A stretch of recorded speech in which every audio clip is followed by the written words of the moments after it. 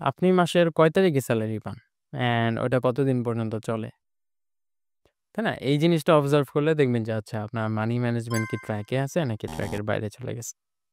তো অনেকেরই মানে আমার পরিচিত অনেকের এরকম হয় যে মাসের শুরুর দিকে স্যালারি পাইছে, শেষ পর্যন্ত ওই স্যালারিটা যায় না। তার আগেই শেষ হয়ে যায়। তারা ধার করে চলে আরকি। দেখেন অনেকে কিন্তু ২-৩ হাজার টাকা দিয়েও মান্থলি চলে যাইতেছে। Pocket money and everything. অনেকের ৫,০০০ দিয়ে হয় না, অনেকের ১০,০০০ দিয়েও হয় না, অনেকের ৫০,০০০ দিয়েও হয় না। তো এটার আসলে কোনো সিলিং নাই। যে যত বেটার ম্যানেজ করতে পারে, সে তার টাকাটা তত বেটার ভাবে ইউটিলাইজ করতে পারে।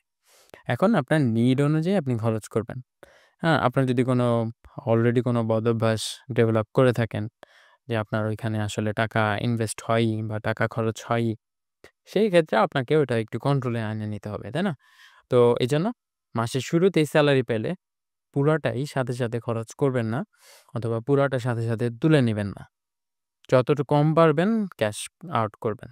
আপনার ওই ক্যাশটা যতদিন পর্যন্ত আপনার অ্যাকাউন্টে আছে অথবা একটা মানে বড় একটা অ্যামাউন্ট আছে, ততদিন দেখবেন যে আপনার খরচ করতে ইচ্ছা করতেছে না।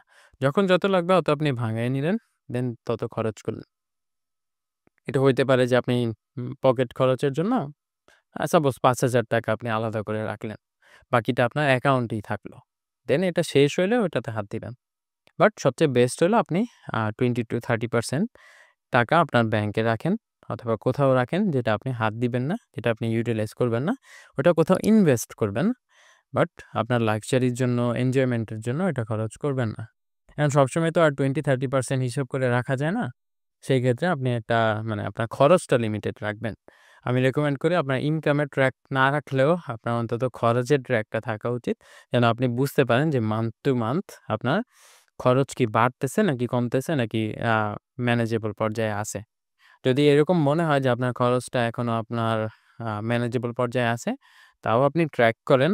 দেখবেন যে প্রত্যেকটা অ্যাসপেক্টে আপনি যখন ট্র্যাক করবেন, লাইক আপনি ফুডে কত খরচ করছেন, ট্রান্সপোর্টেশনে কত খরচ করছেন, লার্নিং এ কত খরচ করছেন, শপিং এ কত খরচ করছেন, দেখবেন যে এন্ড অফ দ্য মান্থ আপনার খুব ভালো একটা ইনসাইট থাকবে যে আপনার কোন ক্যাটেগরিটাতে খরচটা লিমিটেড করা লাগবে বা খরচটাকে কন্ট্রোল করা লাগবে।